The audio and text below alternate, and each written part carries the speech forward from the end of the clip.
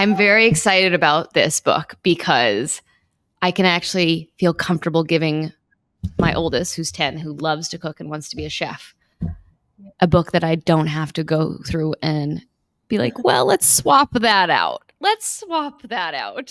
And he can use it. So I'm very excited about We're that. so proud of you. Yes. Thank you. Thank you. I feel the same with my kids. I'm like, go ahead, pick something. Let's make it. Right? It's so much easier. So let's start. So we are so excited to welcome our good friend Shawna from A Little Less Toxic to the podcast today. We first connected a long time ago through Instagram, actually, and our friendship has grown ever since. And if you don't follow her yet, make sure to check her out. Shawna's first book, A Healthier Home, has already helped so many people. And now her second book, A Healthier Home Cook, is out and offering even more inspiration through such delicious meals that are perfect for families or just even yourself. So welcome, Shawna, to the podcast. And for those who might not know you, can you just share a little bit about your story and your journey that led you here? Yeah, thanks so much for having me. I'm like all teary-eyed with your introduction. Thank you. Do you know I actually first connected with you before I think it was even before I had a public page. I won one of your giveaways. Wait a minute. I don't remember that. That's crazy. Wait, I think I picked you. We'll have it, the little wooden, I don't even think you promote them anymore, the Avanti bowls, but we just love them so much. We've had it since Ezekiel. Oh my gosh, I do. I just, I ended up switching over to stainless steel because it was so much easier to clean. Yes, yeah. But yeah, that was my. But I do love those Avanti bowls. That's so funny. Yeah, how crazy. Yeah. And I think back then I already was on my like healthier life journey, but I hadn't started sharing it publicly. So I guess that's a good segue. But I don't know how much into the weeds you want to get, but I had a health struggle that went on for like 5 years where I was having chronic headaches, migraines, sinus infections. We really just don't know. And they just kept getting worse over time, no matter what I was trying to do. I was following all of the recommendations by my doctors. I ended up seeing so many different doctors, like everything from primary to ENTs, allergists, neurologists. I was trying migraine medication. I did allergy testing. I had CAT scans. I had sinus surgery, just everything trying to make this better. And it just kept getting worse and closer together until I was in pain literally 24/7 for an entire year. And even when I was taking the medications at that time, nothing was working at all. And I just was miserable. And during that last year, I think And you had already had kids yet or not yet? I don't have kids yet. So this was between like 2008 to 2013. So we got married in 2011. So this is all like, leading up to marriage. And in the very early years of our marriage, I'm just like in pain all the time, not working very much. I was a substitute teacher at the time and I couldn't always take the calls because I was just miserable.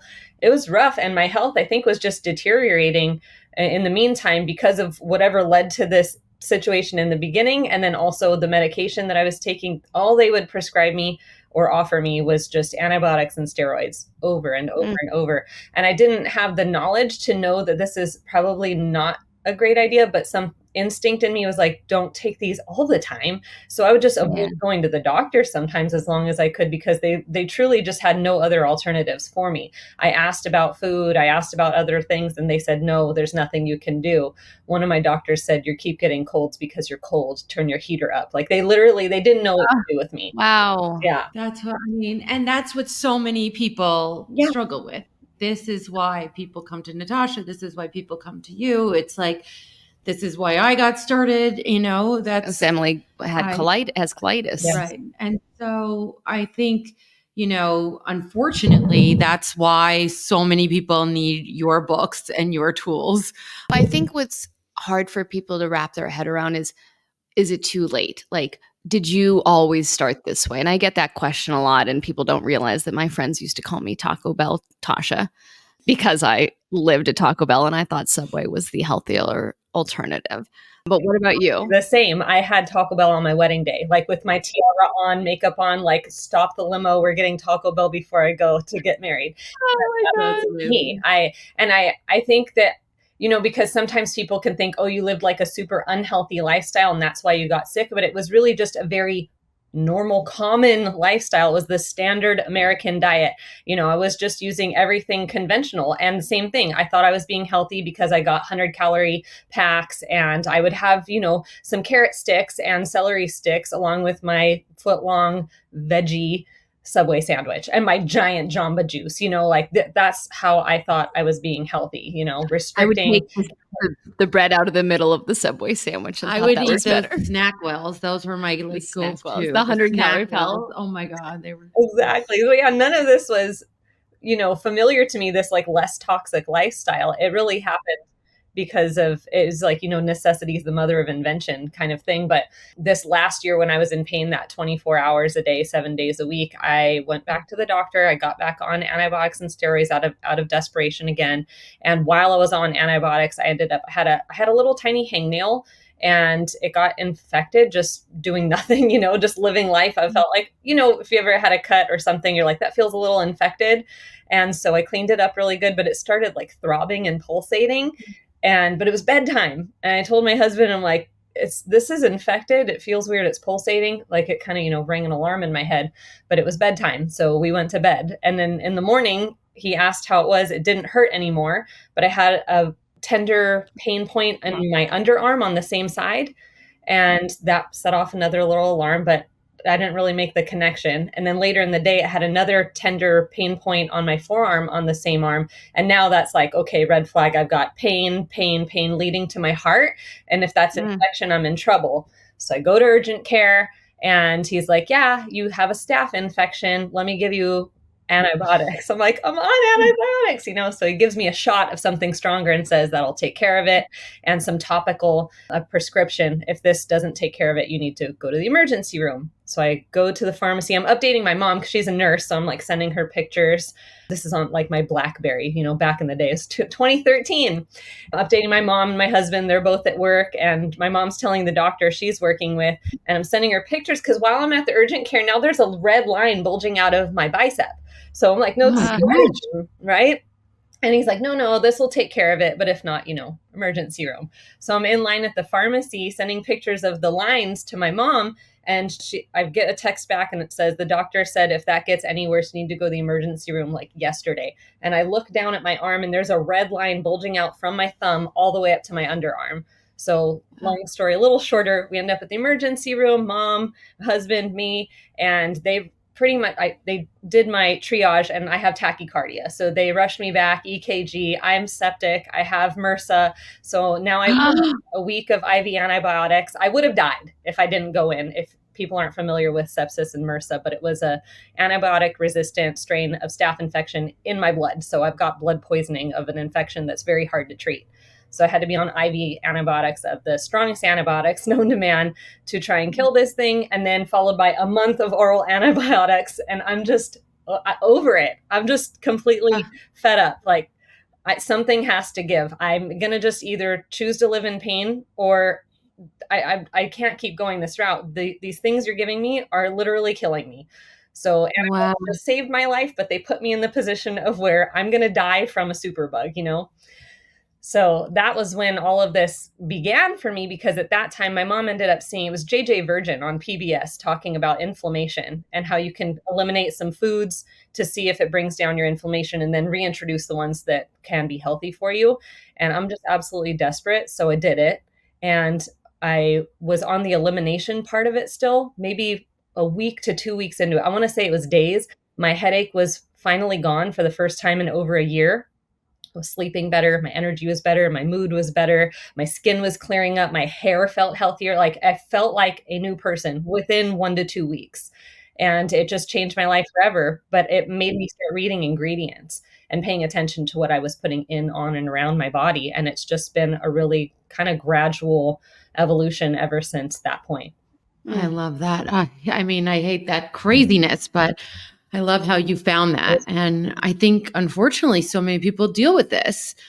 One of the things that I personally love, and we all love about you, is that you make everything more manageable. I know Natasha always says social toxins can be worse than chemical ones, but you really take the fear out of the non-toxic journey. And can you share for other people who might be in that position where you were in 2013, how they can get to a point without it seeming so overwhelming and scary and crazy, expensive and all the things. Yeah, I think it would have been really easy for me to become completely obsessed and try and throw out my entire life and start over right then, because my eyes were really wide open, right? Like instantly, because it was an acute crisis situation. However, we're living in one of the most expensive cities in the world. We are brand newly married. My husband is pretty much the breadwinner. I can't contribute much, and I just don't feel well. So I couldn't do all of the things. And I also know I come from like a childhood of some significant trauma, and my mom would always teach me, you just put one foot in front of the other. And so that's what I did. For me, it had to be the next best thing I could do at the time. So what I would start to do, especially, I still do this today. So with swaps, this is what I recommend to people, whatever it might be. Like, let's say it's your salad dressing, right? And now that's about to run out. You don't want to go buy the same one. You know, those aren't ingredients that you probably want to keep eating, but you don't know what to get. And that's really overwhelming. There's like 50 salad dressings on the shelf, right? So I will take just that one product and then try and find something that has ingredients that are better, that fit my budget. And if I can't find something that's better than what I already have, that fits my budget and our preferences and needs, then I know I'm doing the best I can. Sometimes it's going to mean making it yourself. Sometimes it's going to mean you're getting already the best one that you can afford or that makes sense for you. And if not, then you can level up, and you just keep doing that over time. And for me, that took out the overwhelm, because I was really just managing one or two things at a time. And also knowing that even if it's not like the ultimate best, maybe this isn't the best pan I could own, it's the best I can do. And that's good. It's not even just good enough. It's good. Yeah. I think that's a great way to think about it, because I think so often we're so overwhelmed by this, and it raises our cortisol levels. It makes us stressed out about it. And then it makes our body actually not be at its best working ability. Yeah. I always say like fear or stress can be more toxic than any of these ingredients we're trying to avoid. So much is coming out now about lead and cadmium and other heavy metals in our, quote, healthier foods, especially like those packaged foods, the foods that are coming back positive for all of these heavy metals. What are your thoughts on that? Because we got a lot of questions on that. Yeah, I think that one can be pretty nuanced, right? But we could also be just testing our vegetables and seeing that they also have lead. And if we do that with every single thing, I think we get back into that fear space where everything is toxic and now I don't know what to eat. And that's way worse than having the friggin' crackers. You know what I mean? So Yep. I think if it's something that I'm eating all day, every day, then yes, I'm going to pay a little more attention to that. But if it's an occasional snack, I just don't worry about it at all. I don't know about you. Yeah. Well, Natasha, you give your take on it. I mean, you've already kind of shared. Well, I've shared a lot about it because that's a question I get inundated every with. day. Yeah. Because all the packaged snacks that are, quote, healthier, that are, being promoted. And I think it's all about balance is number one. I wouldn't suggest anybody to eat broccoli every day. You don't want to eat the same thing every day. Your body wants variety. Dr. Viv says you should eat broccoli every day for breast cancer. I read her Substack on that. And I trust Dr. Viv on that. I do. It depends. It depends. But like, I'm talking about like if you were just eating broccoli all day long and nothing else. Okay, fine. Yeah. I'm talking about like the over to the extremes. Okay. And some people actually, you don't want to eat too many cruciferous vegetables because it can build up in you. And like if someone has MS, like there's nuances there. Okay. Fair. Okay, I'm just saying. And then there are things I think to be aware of with heavy metals, like, certain foods that are naturally going to test higher, like dates, like sweet potatoes, like cassava. And those are foods we just eat once in a while, not all the time. And then we can naturally detox ourselves. Like our body can't handle it. Like, look at you, Shawna. Like you went through so much and so many rounds of antibiotics and now you're feeling amazing. Your body can naturally heal. You did a lot to help it heal, but there's a lot of things that your body can naturally do. Absolutely. Yeah. I've learned a lot over the last 11 years and I'll keep learning. It wasn't that I had to be absolutely perfect to start to feel some results and begin healing. It just, you keep going one foot little by little. Yeah, one foot in front of the other, little by little. All right. So you have been creating amazing, incredible meals on Instagram for years, and your recipes are so delicious. Are there any fan favorites or personal favorites from a healthier Give us cook? the top 5. The top 5. There you go. Top 5. Oh man, that's so hard to pick. Tonight I'm like the bolognese. Okay. Chicken pot pie is one of our favorites. I don't make it all the time because it takes a little more effort making the crust. So maybe that's why it's more of a favorite. It's like a special occasion. Special treat, yeah. But also, like, I couldn't eat chicken pot pie for a lot of years because I couldn't eat gluten, and I had to figure that one out. Top 5. That's really tough. Abigail and I love the Dutch baby pancakes. Ezekiel's not a fan. I would love to get into that with you, talking about like kids and picky eating. I think we got to go there. We got to go there. Yes. Sometimes, you have to look at like the way they chew, if there's mouth breathing. There's a lot of things going on that could lead to more cautious eating if it's temperament or if there's something, structural going on. But I'm learning so much already. Or I love a Dutch pancake. I think it's so yummy when you can switch up all the toppings depending on the season. So good. Yeah. Okay. Yeah, it'd be hard to pick. I think seasonally it changes and we go through phases. The sushi bowl's been like a big favorite of mine, like weekly for a long time. Rainbow salad too. So yeah, I don't know. Those are, that's I need to check that out. Yes. So let's talk about cost, because I think a lot of people assume going non-toxic can be so expensive and it can feel really overwhelming for people, especially on a budget. So you have a lot of advice on saving money, which is so great. You have a whole section on that. Can you walk us through some of your top tips? Yeah. If it's with food, are we talking in general? Like pantry savings or organic produce savings or anything you think, meal planning hacks or something like that. Yeah. When it comes to food, I think the biggest thing is making it yourself, because we're so tempted to get convenience foods or eat out or order out. And that's always going to cost more than making food yourself. So it doesn't have to be complicated, but if you make it with your own hands, it's going to cost you less. So you'll save money right off the bat there. I'm not saying like you have to make every single meal from scratch and like make your own goldfish crackers or whatever you want to do, but you can make some really simple. I don't do that, but yeah, I've seen people make crackers like the goldfish crackers. People make the goldfish? They make goldfish crackers and they even shape them into the shapes. And I was like, wow, that's impressive. I mean, I'm all about cookie cutters for like my fun kids' lunches, but that's a whole other level. I'm not there yet. I don't That's have Pinterest. We're not on Pinterest. Yeah.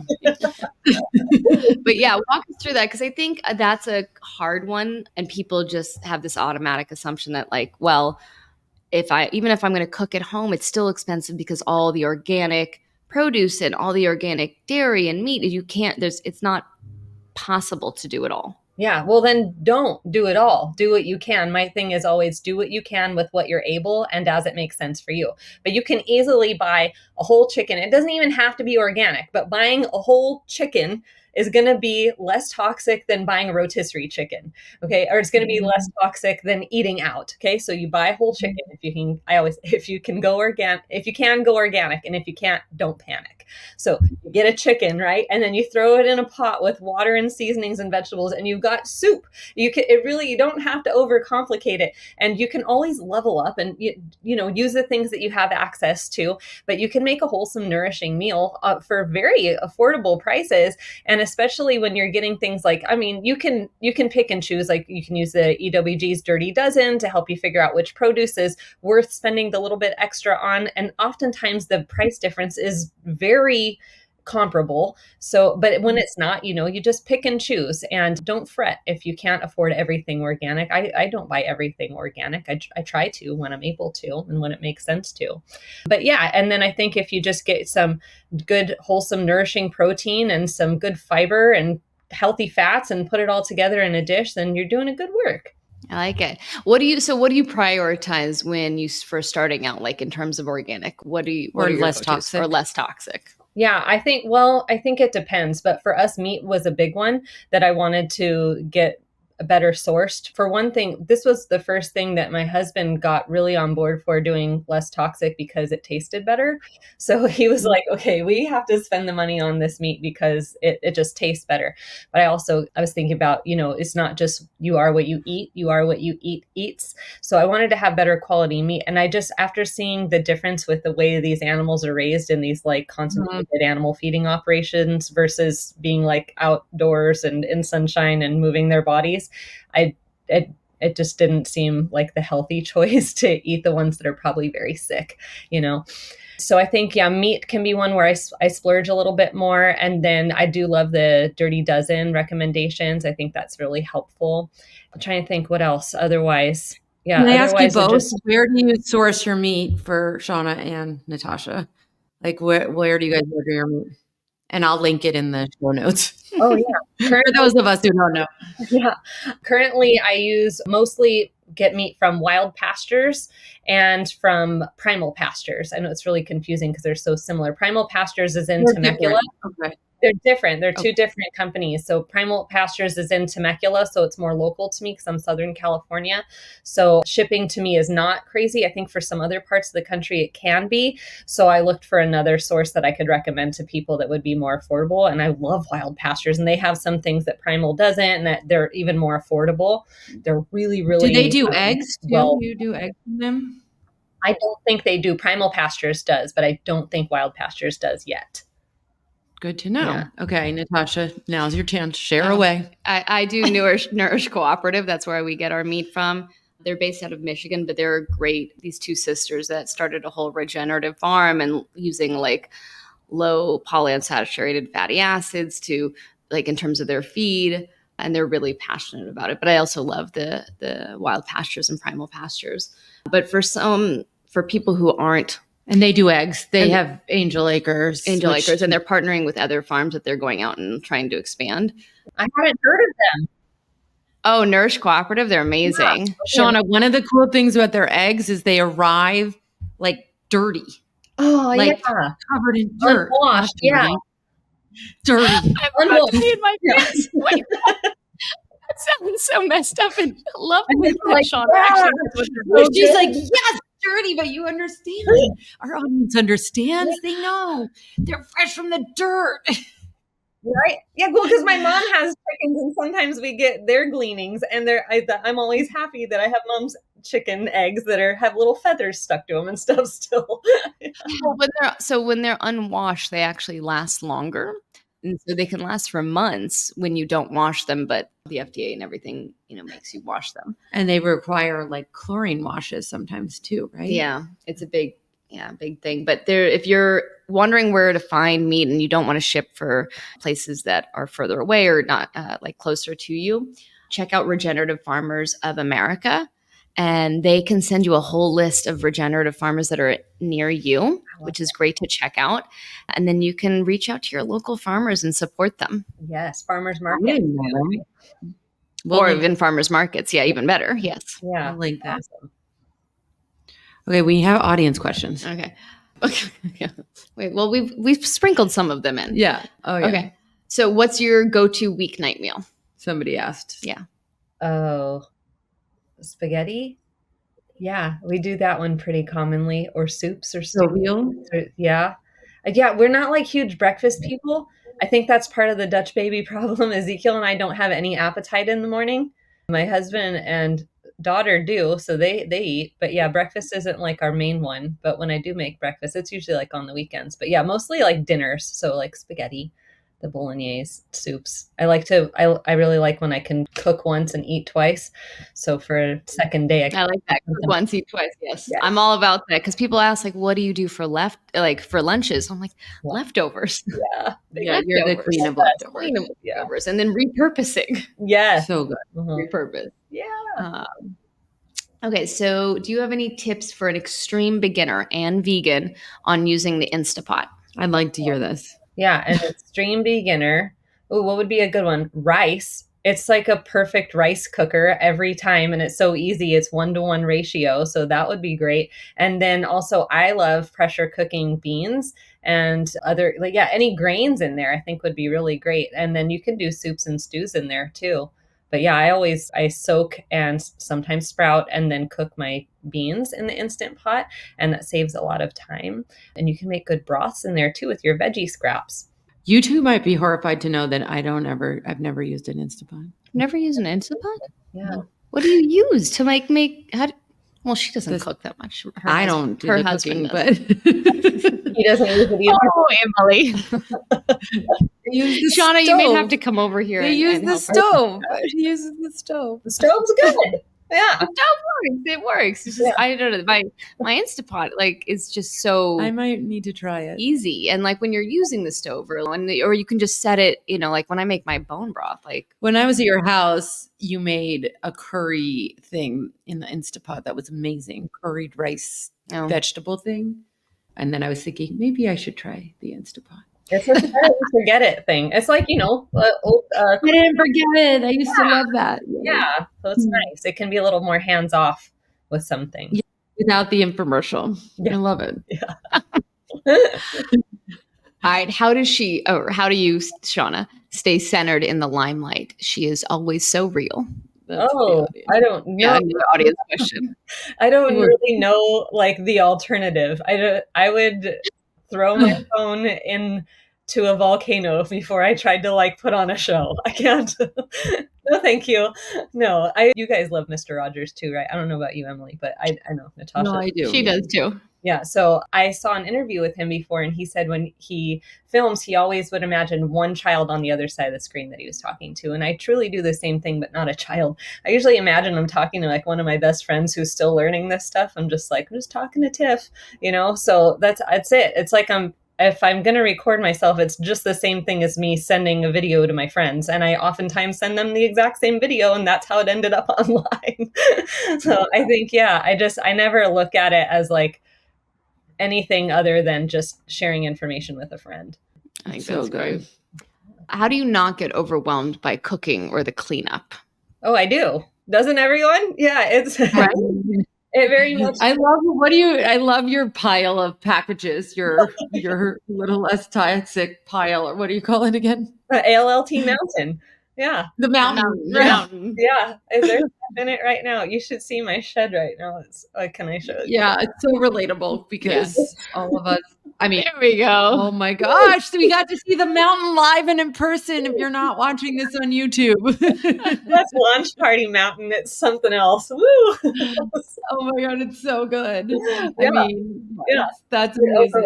Yeah, there are many nights where I'm like, I don't feel like cooking, but I know I'm going to feel like that sometimes. So that's why I try and make really approachable meals that I can just throw together. And I try and do the cook once, eat twice, sometimes more than that approach when I'm able to also, and all pretty much, I want to say it's every single recipe in this book they're things that I've been making since my kids were toddlers. They're 16 months apart. I had 2 under 2.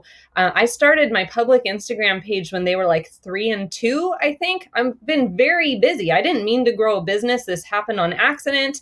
And so I'm trying to juggle all these things and manage it best I can, with what I'm able, but I make meals that are very reasonable because that's what I can do. And that can still be overwhelming depending on what's going on in the day. But I try and make them really manageable. Simple. It's pretty simplified. I just try and make them manageable and simple because I know that some days are going to be harder to throw more intricate meals together, but I can almost always throw something together.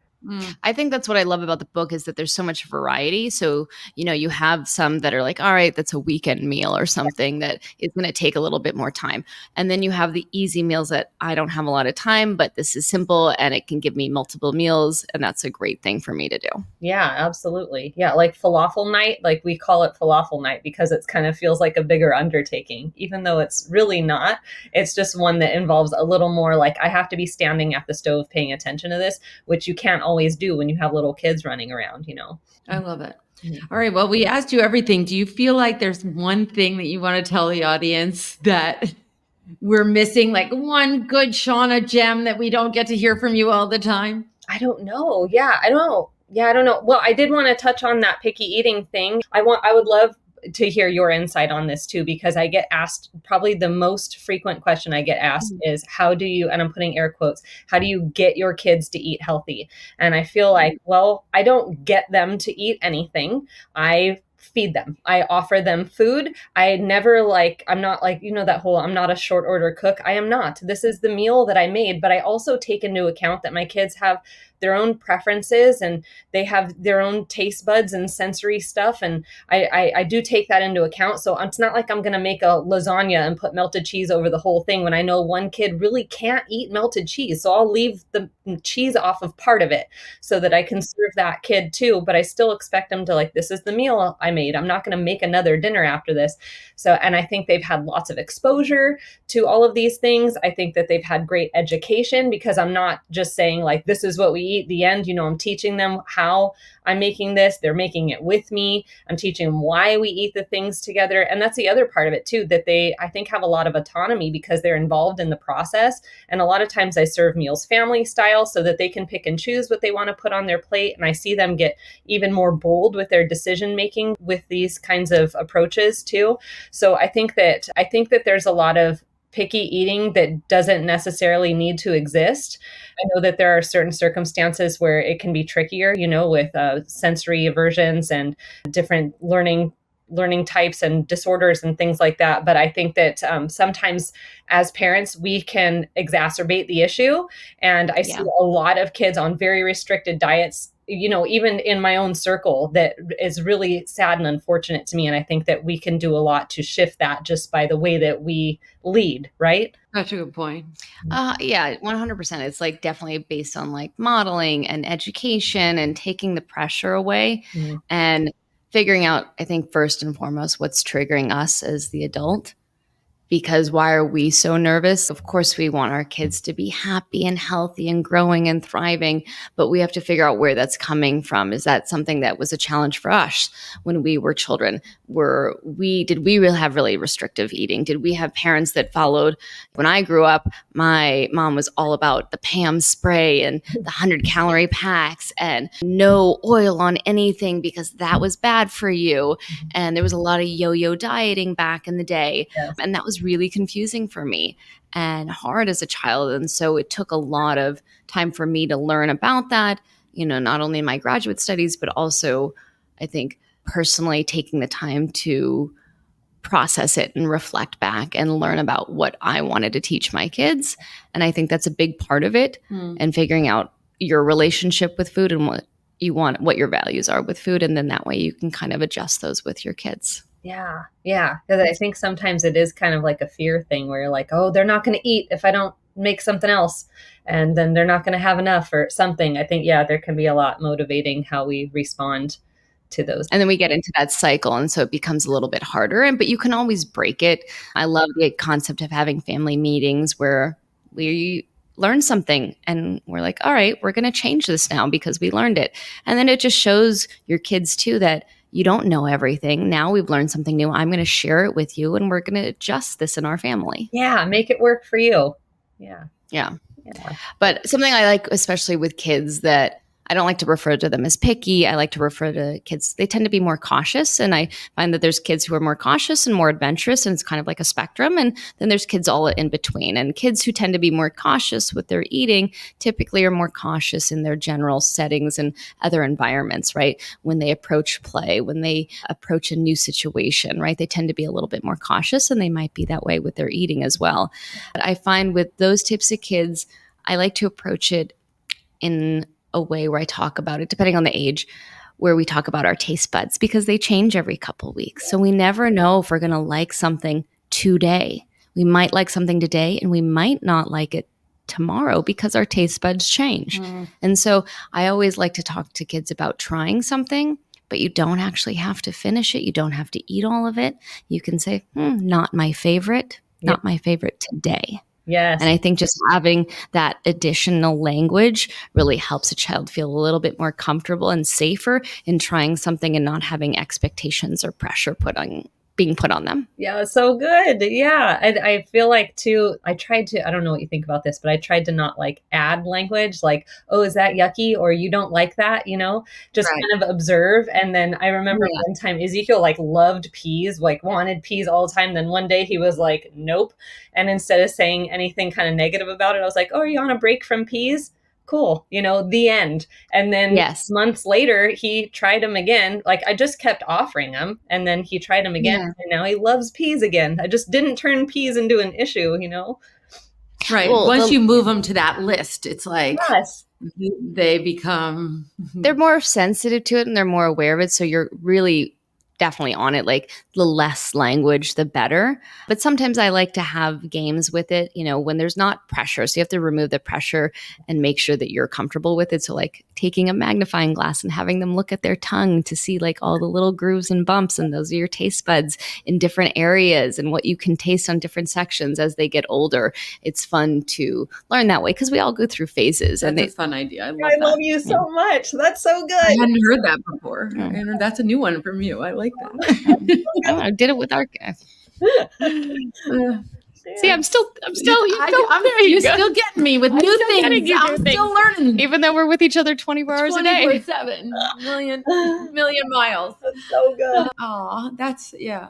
I mean, I know like the taste buds thing. I've heard you say on a podcast here before, and I told my son that, and he also loved that. I mean, things that were on his list in his mind, and then he's like, I tried that theory that you were talking about with the taste buds, and turns out I like raw onions now. I was like, oh, cool. Like, good to know. Yeah. So it's just like a fun experiment. Yeah, kids are awesome. Yeah, they are. You're awesome. Yes, I love this. This was just so much fun. And I'm Buy the book. Oh, announce your giveaway that you've made up in your head. Yes. We're going to do a whole non-toxic starter kit. So let's do a cooking one, vase one. I'm just making this up as we go. So Shawna, I'm having you sign a copy of your book and give it away. Done. Thank you. I love you. Let's do a Field Company cast iron pan.